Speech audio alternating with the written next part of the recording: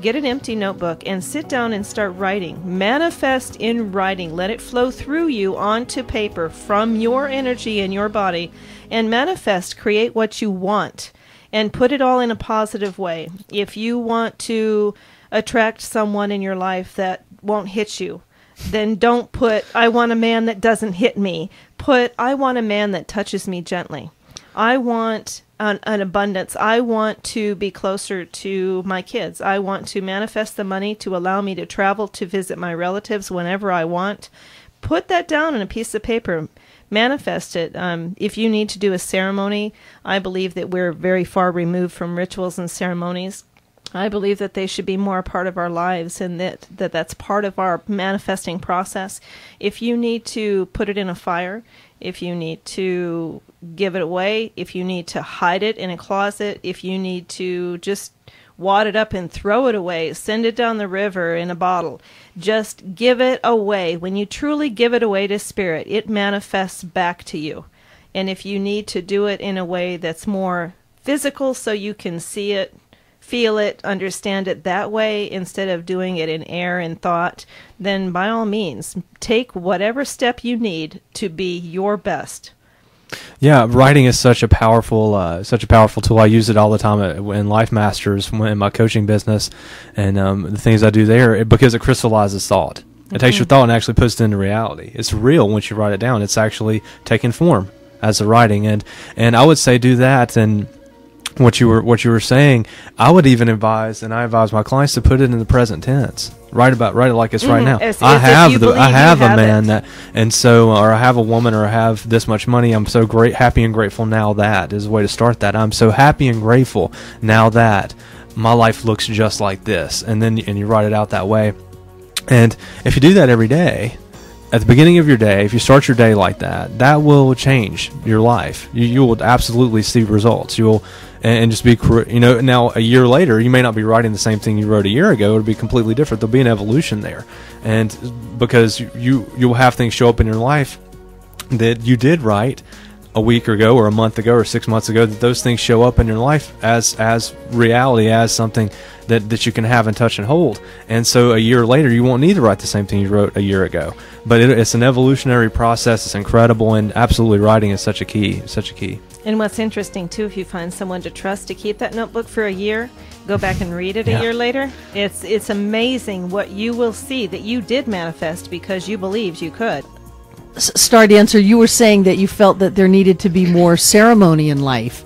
And as I was leaving the center this morning, I walked through our sanctuary, and it's been transformed by Chuck Hunter, master labyrinth maker, into this giant labyrinth. Oh, wow. And the Winter Feast for the Soul, now Summer Feast for the Soul at this time of life, this time of year, is having an event tomorrow night where there's going to be the opening of the labyrinth for the summer equinox. And it's going to summer solstice, and they're going to walk the labyrinth, and they're going to drum, and they're going to chant, and they're going to pray, and they're going to do all of these things, and it just was so wonderful to walk into that room, because it's a big room, and this is a big labyrinth. Nice. And it took all yesterday afternoon for people to clear the room and to lay out the labyrinth, and the energy that came off of it stopped me in my tracks. Because there is something to putting it out there and to touching it and to experiencing it and to walking it. And so if anybody wants to celebrate the equinox, the solstice, the summer solstice tomorrow, and walk a labyrinth, it's tomorrow night at 7. And again, it's an opportunity to join together with like-minded people. You set your intention. You walk the labyrinth, you spin with that energy of that spinning labyrinth, and you get to the middle and you accept.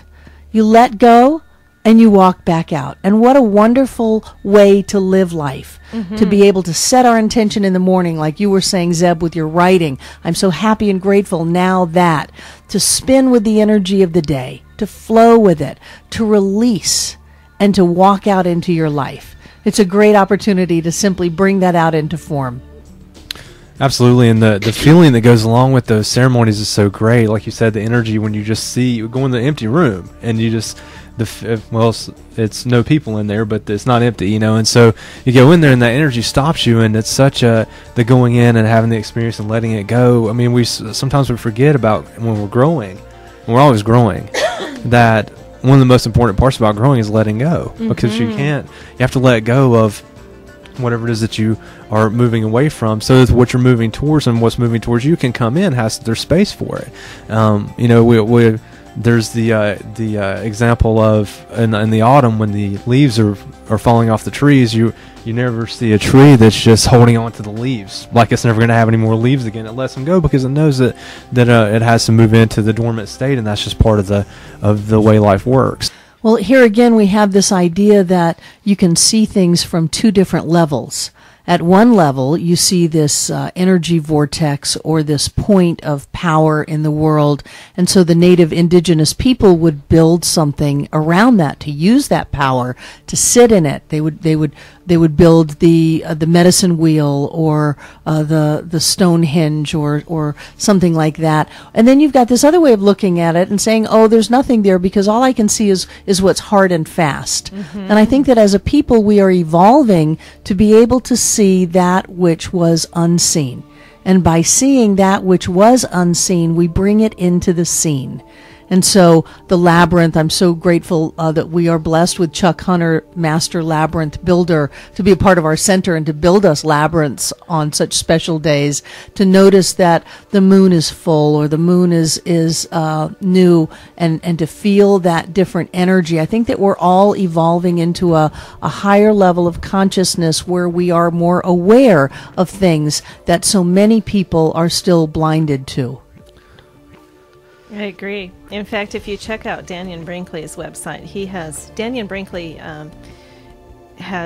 is one of the most extensively documented near-death experience that exists here in the United States that I know of. And he talks about our stage of enlightenment and awakening, and how this process is going on right now, which is very obvious if you take a step back and you watch. People are becoming more awakened and enlightened, and he believes from his experience that we will go through this stage of our enlightenment for our planet up to the year 2014. So, oh my gosh, we've gone past the Mayan calendar. We made it. Yeah. To believe that well, there's a lot of stuff going on right now, especially with Revelations and people saying that it's the end times in 2012, the end of the calendar. Yeah. I mean, they've been saying it's the end times since 2,000 years ago. I mean, this hasn't really. That's been something that's been pretty common throughout our history. Is there's a certain group of people that always think that today's the last day, or tomorrow, or the end is near, or whatever. That's wearing signs that say the end is near. I mean, that's that's been going on forever. So, and it could be that there is some intuitive sense that things are changing so much. There's a native concept that says today is a good day to die, and that means that they want all of their affairs in order, and they want to do all that is theirs to do so that their energy is clean and clear. And if they step away from this planet, they're not leaving a bunch of unresolved issues. And perhaps that intuition gets filtered through people's belief systems, and it turns into somebody on the street corner with a sign saying, doom is near, repent now. So I want to give all those people a little bit of the benefit of the doubt, but it's all in the way that you look at things. Are you seeing what you've always seen, or is there something new for you to notice? And if you can start noticing something new, then your life will go in a new direction. If all you see is what you've ever seen, you'll never see anything new. You've got to start seeing something new within you, and then your life will show that. People who drive by our center, they just see a metal building, bunch of metal buildings stuck together, and a parking lot, and it really does not look like the incredible center that it is. But once you walk in, it's a whole different experience, and it's about the energy. It's about the people. It's about the teaching that says there's something remarkable inside of you, and if you would but begin to let it out, then you will have your entire focus and your entire life shift. So you can't go by what you see. It's like with our finances. You can't believe what your bank statement says. If you believe what your bank statement says, you'll only get what your bank statement says. You got to start believing something new. And if you believe what your bank statement says, you're living in the past. Everything your bank statement says happened already. Oh, so it's not weeks ago. Yeah, or a month ago. Depends on how old the statement is.